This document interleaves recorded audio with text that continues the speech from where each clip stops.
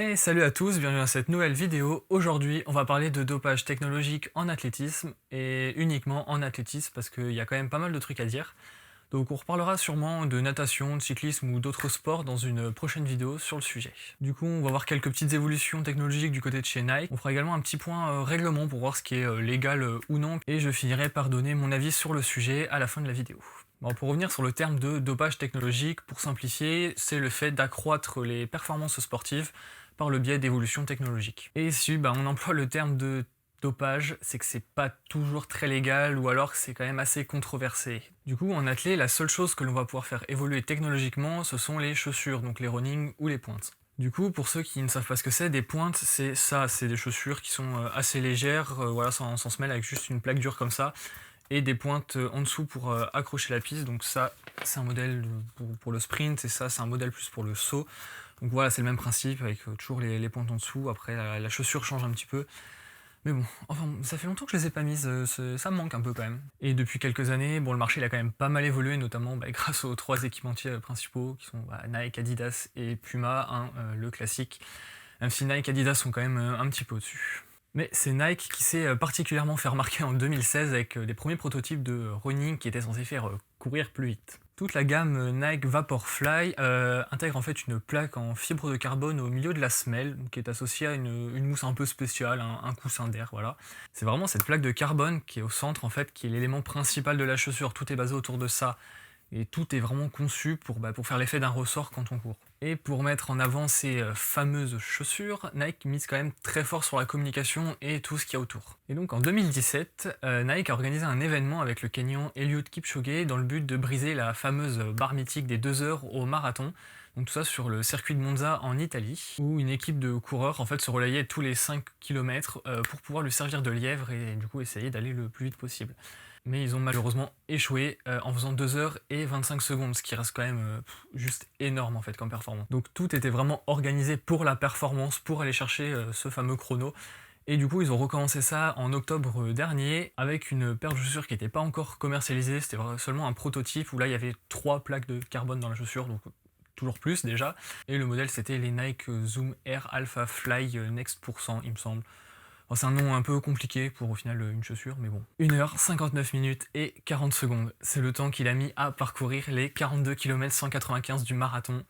C'est juste incroyable, enfin quand on y repense c'est juste fou comme performance, sauf que le record il a pas pu être homologué du coup parce que les conditions étaient trop optimales et voilà, c'était pas sur une compétition officielle. Ce qui est encore plus fou, c'est que le lendemain, en fait, sur une compétition officielle, cette fois, la Kenyane Brigitte Kosgei a également battu le record du monde féminin de plus d'1 minute avec voilà, les mêmes chaussures. Donc, grosse branlée au record du monde, quoi.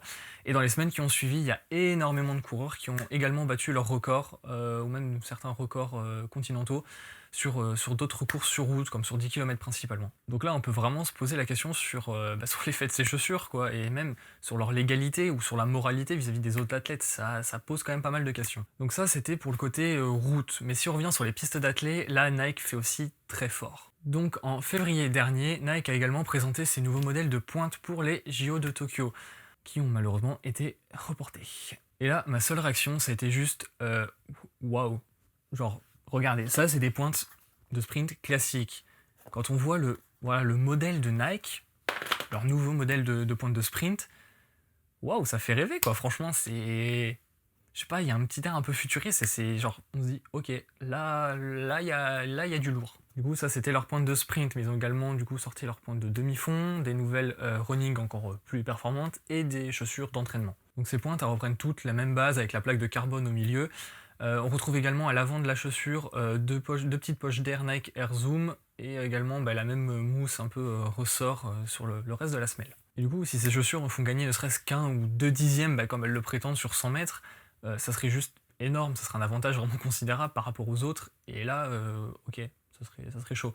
Après, ça ne reste qu'à tester et à voir en conditions réelles du coup quand elles seront vraiment sorties. Mais Nike ne sont pas les seuls à avoir innové côté running. Adidas également a proposé quelques petits trucs intéressants, donc on va en parler rapidement. En 2013, du coup, Adidas a intégré la nouvelle technologie Boost dans ses chaussures. Du coup, cette semelle, comme vous pouvez le voir, elles sont un peu éclatées, celles-là, elles sont un peu vieilles comme chaussures, mais voilà, ça ressemble un petit peu à du polystyrène en fait. Je mettrai une photo, ça sera peut-être plus parlant. Donc ça, c'est formé en fait à partir de microparticules de polyuréthane qui forment des micro-poches d'air à l'intérieur. Voilà, je vous épargne un peu les détails, mais cette technologie a quand même pas mal évolué depuis 2013, donc d'année en année, pour être de plus en plus performante. Et quand c'est sorti, c'était vraiment une révolution dans le monde du running, parce qu'on se retrouvait vraiment avec un amorti incroyable et un super confort, tout en restant quand même assez dynamique comme chaussure, donc ce qui était un peu compliqué à l'époque. Du coup, moi, c'est ce que j'utilise, et franchement, genre, je suis grave bien dedans. Après, j'ai essayé celle de Nike, et je suis pas vraiment à l'aise. Après, c'est voilà, chacun son propre ressenti dans les chaussures, mais je préfère quand même Adidas. Puis Nike, en termes de performance ou de technologie, est quand même repassé un cran au-dessus. Là, on a pu le voir que c'était costaud ce qu'ils proposaient. Pour contrer ça, du coup, j'ai vu il y a quelques temps une vidéo que j'ai pas réussi à retrouver malheureusement,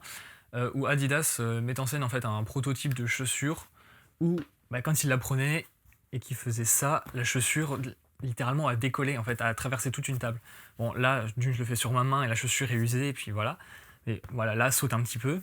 Mais genre, avec le prototype, c'était juste fou parce que on voyait la chaussure, ils appuyaient, la chaussure partait. Donc à voir quand est-ce qu'ils auront développé ça et commercialisé ça, mais il y a moyen que ça rééquilibre peut-être un peu les choses. Du coup, niveau règlement, ça dit quoi tout ça? Avec toutes ces évolutions ces derniers mois, ces dernières années, notamment chez Nike, la Fédération internationale a dû trancher en début d'année pour mettre au clair tout ça. Déjà, tout prototype est interdit en compétition à partir de maintenant. Ce qui fait qu'une paire de chaussures, elles doivent être disponibles à l'achat pour tout le monde et pour au moins 4 mois. Ce qui fait que tout le monde peut avoir accès à ce matériel, ce qui paraît normal. Ensuite, l'épaisseur de la semelle de la chaussure ne doit pas dépasser 4 cm. Et concernant les plaques, à l'intérieur de la chaussure, il doit y avoir qu'une seule plaque rigide. Ce qui n'était pas du tout le cas des chaussures avec lesquelles voilà, la barre des 2 heures a été franchie sur marathon, où il y avait 3 plaques de carbone et la semelle faisait 5 cm à peu près.